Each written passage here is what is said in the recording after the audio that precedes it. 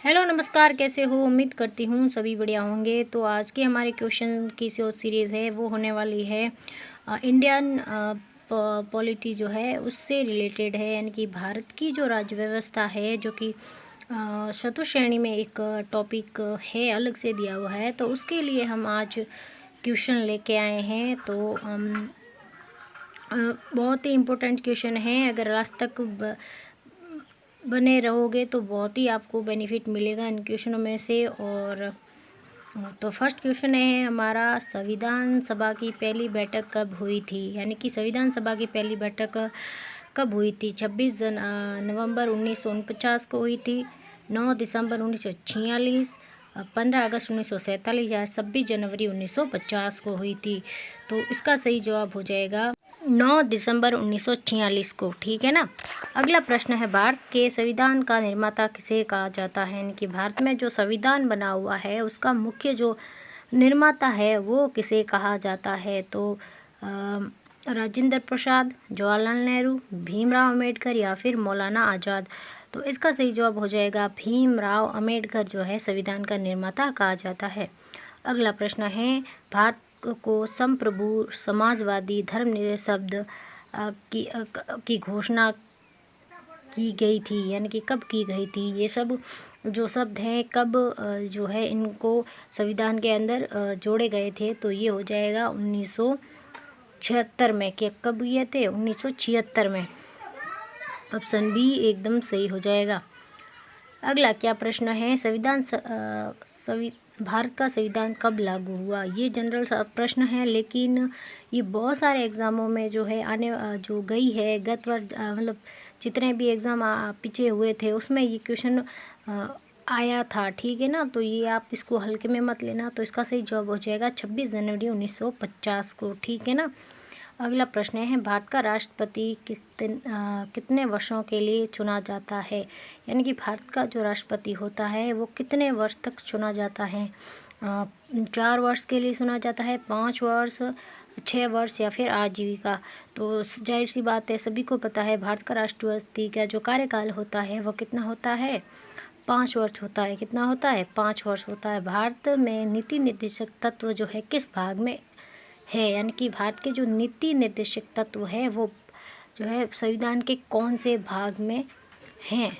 तो क्या वो भाग 2 में है, भाग 3 में, भाग 4 में या फिर भाग 5 में? तो इसका सही जवाब हो जाएगा भाग 4 में जो है नीति निर्देशक तत्व है। अगला प्रश्न है, भारत में मूल अधिकारों को किसने लागू किया? यानी कि भारत के जो मूल अधिकार है वो किसके द्वारा लागू किए जाते हैं? यानी कि कह सकते हो तो ये संसद करती है, उच्चतम न्यायालय करता है, प्रधानमंत्री करता है या फिर राज्यपाल करता है? तो भारत के मूल अधिकार जो है ये उच्च न्यायालय जो है, उच्चतम न्यायालय है, वो उसके जो है नियम को लागू करता है।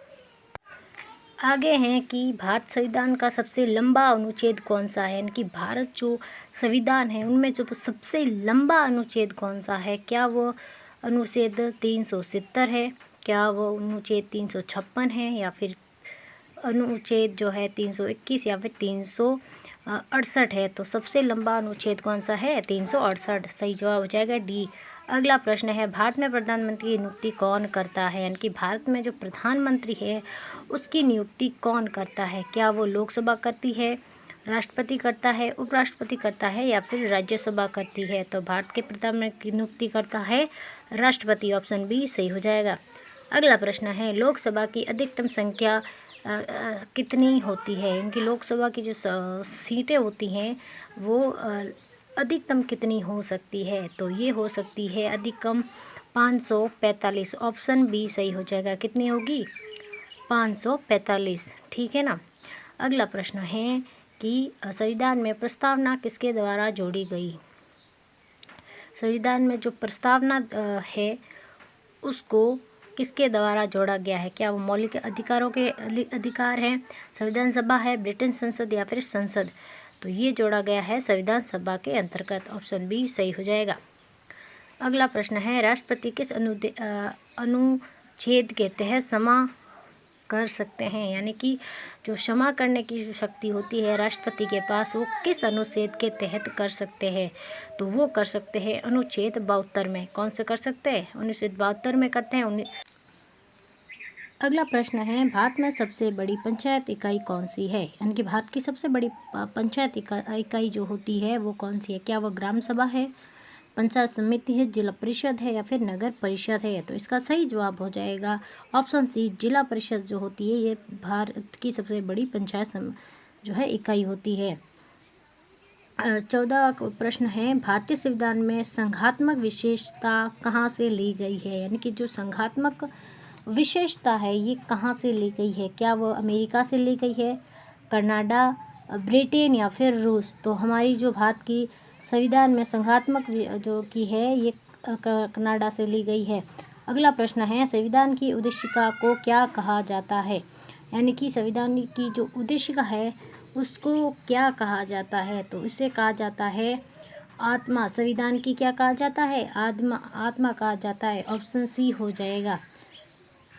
ठीक है, तो अगला प्रश्न है कि इस अनुच्छेद में शिक्षा का अधिकार प्राप्त है, यानी कि ऐसा कौन सा अनुच्छेद है जिसमें शिक्षा का क्या है, प्रावधान है या फिर अधिकार है? तो ये हो जाएगा ऑप्शन डी 21 ए अनुच्छेद में जो है शिक्षा का प्रावधान है। अगला प्रश्न है, संविधान की आत्मा किसे कहा जाता है? यानी कि संविधान की जो आत्मा या उद्देशिका बोल सकते हो वो किसे कहा जाता है?